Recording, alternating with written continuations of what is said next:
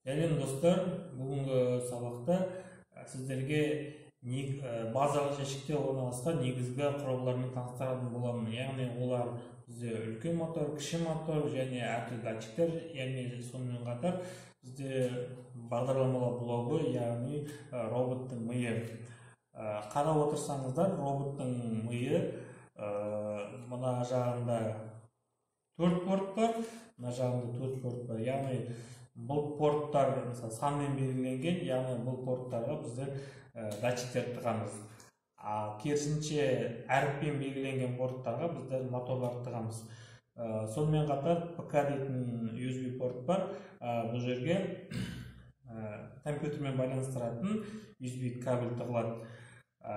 Экран бетінде экран және 5 кнопка орналасқан. 5 кнопка және жоғары жағында тағы бір кнопка. Бізде қосатын кезде ортасын басамыз. Сосын кішкене бір секундтардан кейін қосылады. Өшіретін кезде жоғары жақта кнопканы басамыз. 2 рет басқан кезде X дейді, сөзінен бар галочка. Егер де өшіретін болсаңыз, галочканы басасыз, осылай өшеді. Ары қарай бізде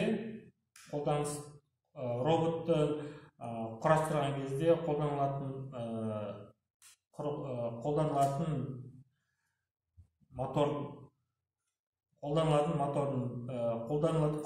бірі ол кіші мотор. Кіші мотор және үлкен мотор. Одан ары қарай бізде бір функцияларды атқаратын датчиктер болады. Яғни ол түс айыратын датчик.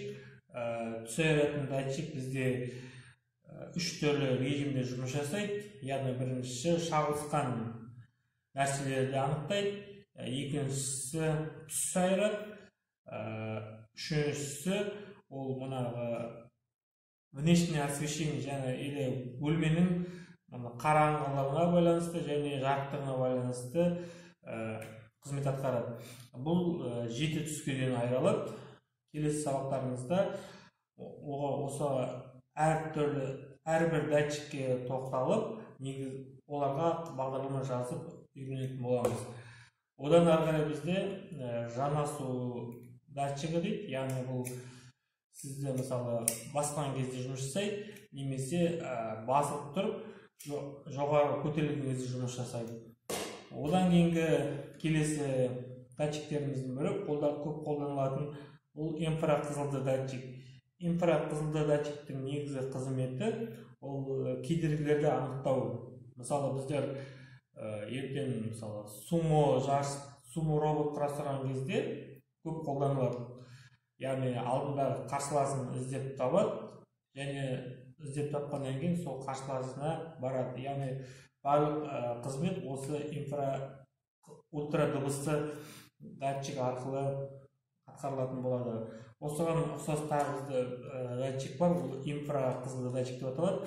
Екеуінің қызметі бірдей, но айырмашылықтар бар. Оны алдағы уақытта датчиктерге жеке тоқталған кезде түсіндіретін боламыз.